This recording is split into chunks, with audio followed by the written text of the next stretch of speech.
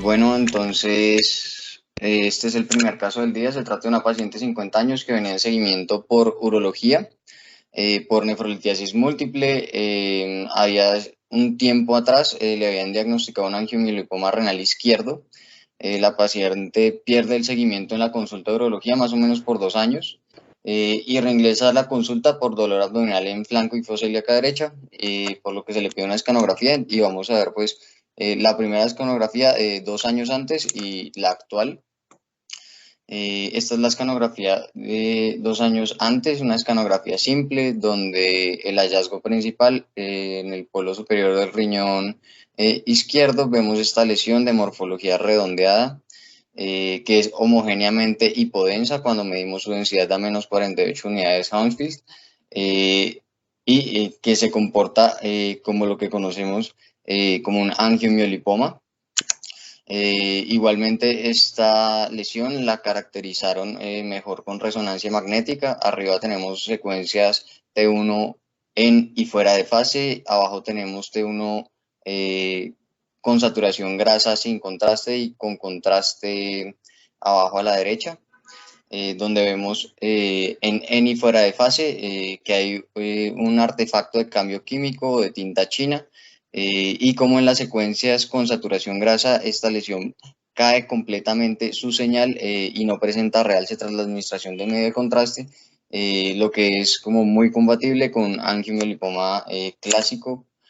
Sin embargo, pues 2 años más tarde se le toma esta escanografía en tres fases: fase simple, fase nefrográfica y fase excretora, donde vemos cómo ha crecido esta lesión. Vemos esta misma lesión de morfología redondeada que está mucho más grande con respecto a la que vimos en la primera escanografía.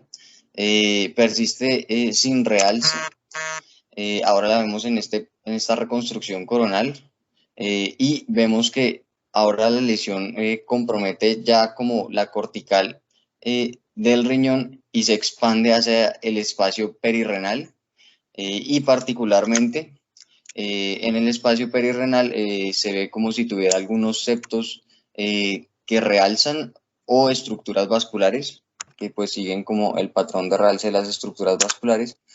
Eh, y muy llamativamente, también se extendía hacia el seno renal, donde entraba en contacto y al parecer ocupaba la porción central de la vena renal, como si fuera un trombo pulmonar, como vemos en estas reconstrucciones ortogonales, está parasagital y está en un eje corto de la vena renal, donde vemos la lesión ocupando la porción central de la vena y acá extendiéndose a través de ella.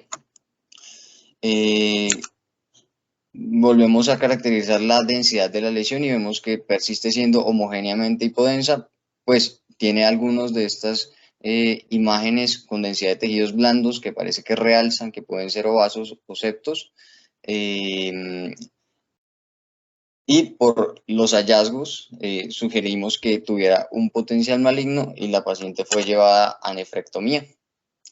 Llamativamente, cuando recibimos el resultado de la patología, eh, recibe una lesión neoplástica benigna con componente adiposo vascular y músculo liso eh, compatible con un angiomielipoma clásico. Traigo este caso porque tiene dos hallazgos que son muy atípicos en la presentación de los angiomielipomas. Una es que sean exofúticos e invadan el espacio perirrenal, y la otra es que presenten invasión de estructuras vasculares, en este caso la vena renal. Para hablar un poquito de angiomiolipomas, recordemos que estos pertenecen al grupo de neoplasias llamados pecomas o neoplasias de las células perivasculares.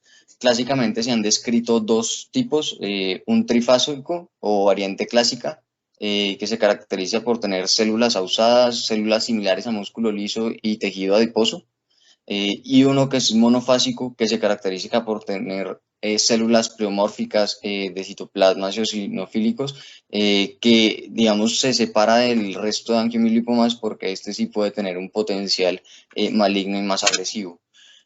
Por imagen, se han intentado clasificar los angiomielipomas trifásicos según su contenido de grasa. Sabemos que los clásicos son aquellos que tienen menos de 10 unidades Hounsfield o focos que tengan menos de 10 de unidades Hounsfield y generan artefacto de tinta china en las secuencias de cambio químico y cae su señal en las secuencias de saturación grasa. Y estos sabemos que son benignos y que se siguen o se embolizan o se resecan según su tamaño, si son mayores o menores a 4 centímetros o si ya han tenido sangrado. Y tenemos estos dos que entran dentro del grupo de bajos en grasa, que por imagen muchas veces no es posible diferenciarlos de otras neoplasias malignas, particularmente del carcinoma de células renales. Estos van a ser o van a tener una atenuación en TAC de más de menos 10 unidades Hounsfield y se van a diferenciar en isoatenuante, hiperatenuante o bajo en grasa o grasa invisible según su señal en las secuencias de cambio químico y saturación grasa. Y dejamos el angiomiolipoma monofásico porque este sí va a ser una masa muy diferente a lo que conocemos del angiomiolipoma, ya que son masas grandes, heterogéneas, que pueden llegar a tener metástasis, que muchas veces tienen un realce heterogéneo y que pues aunque solo son casos publicados, puede tener potencial maligno. Acá abajo es como lo que se tiene que hacer con cada una de estas clasificaciones y para recalcar que pues nuestro angiomiolipoma cae dentro de los clásicos altos en grasa. Ya abordando la primera cosa es el compromiso de la vena renal. Si bien el compromiso de la vena renal es un hallazgo que se ha descrito en neoplasias malignas renales o perirrenales de otra índole, especialmente en carcinoma de células renales, casos en la literatura en los que angiomiolipomas invaden la vena renal, como es este caso en el que vemos esta gran masa con densidad de grasa que se encuentra invadiendo completamente la vena renal izquierda, inclusive llegando hasta la vena cava inferior. Y la pregunta que uno se hace es, entonces, ¿este angiomiolipoma se volvió maligno? Y la respuesta es que de todos los casos publicados de angiomiolipomas con invasión a la vena renal, casi todos son benignos. Los que no son benignos como tal son variantes epitelioides de angiomiolipoma, pero esto es la menor cantidad de casos. Y aunque el comportamiento pues, sea aparentemente agresivo, el potencial de malignidad es bajo.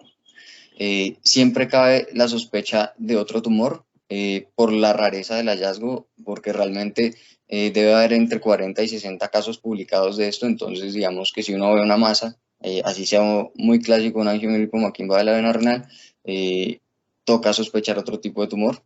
Y la complicación más frecuente cuando los angiomiolipomas invaden la vena renal es el tromboembolismo graso.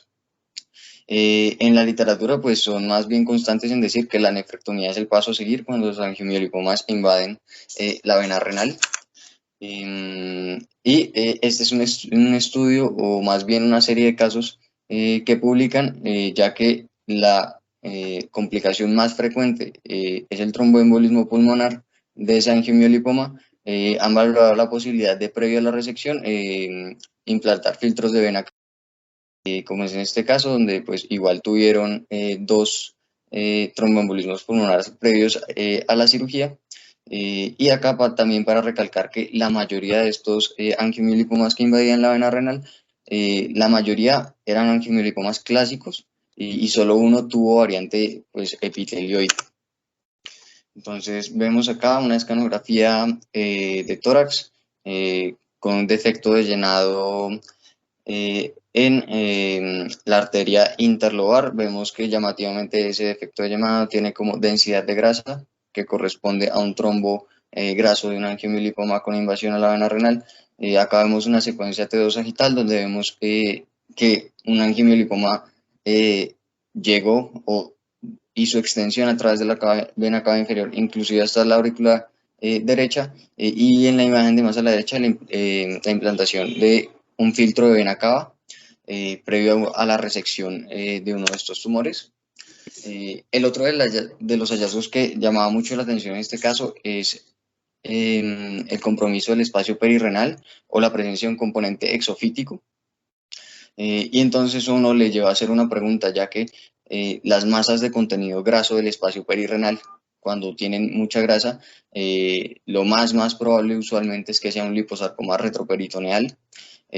Para eso, digamos, uno se debería hacer la pregunta de qué signos le ayudan a diferenciar entre un angiomielipoma exofítico o un liposarcoma retroperitoneal. Realmente hay dos estudios que abarcan esto.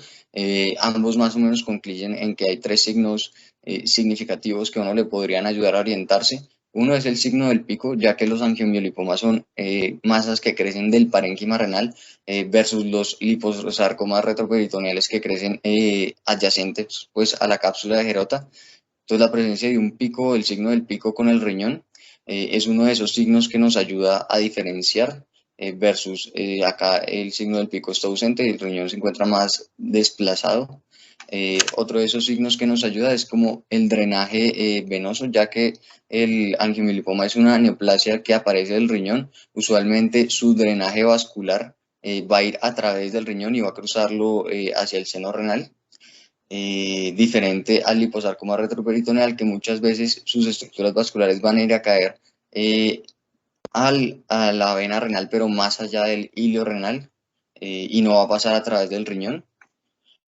Y la tercera de los signos, que es el que menos diferencia, es que muchas veces los angiomielipomas tienen estructuras vasculares ectásicas en su interior versus los liposarcomas retroperitoneales, que solo tienen algunos septos delgados cuando están bien diferenciados, que es cuando mayor genera la duda. Estos dos dibujos que son como el resumen de estos signos: el signo del pico, el vaso que drena a través del riñón, y las estructuras vasculares dilatadas para los angiomielipomas exofíticos, y el desplazamiento del riñón y el drenaje que no es hacia el seno renal a través del riñón para los liposarcomas retroperitoneales. Volvemos a nuestro caso, donde realmente era muy difícil porque si bien teníamos algunas estructuras vasculares que drenaban a través del, o que pasaban a través del parénquima renal hacia el seno renal, también habían otras estructuras vasculares que seguían otro trayecto distinto hacia la vena renal. Pero pues sí teníamos el signo del pico, que esto nos hubiera ayudado en ese momento de pronto a pensar un poco más qué es un angiomiolipoma. Sin embargo, pues este es un caso raro porque tenía dos hallazgos infrecuentes que aumentaban ese riesgo de malignidad, por lo que se recomendó nefrectomía, que igual era la conducta a seguir. Ya para llevar a casa, los angiomielipomas pues son la neoplasia sólida más frecuente del riñón. Pueden tener una presentación radiológica e histológica variable que se clasifica según su contenido graso. Se distinguen clásicos benignos y la variante epitelioide con potencial de malignidad. El compromiso de la vena renal con angiomielipoma con características clásicas es posible, sin embargo, constituye un hallazgo alarmante por sus complicaciones y diferenciales, usualmente neoplasias malignas. Los angiomielipomas exofíticos del espacio perirrenal son raros y hay algunas características que nos permiten aproximarnos a la diferenciación con los liposarcomas bien diferenciados. Y eso es todo.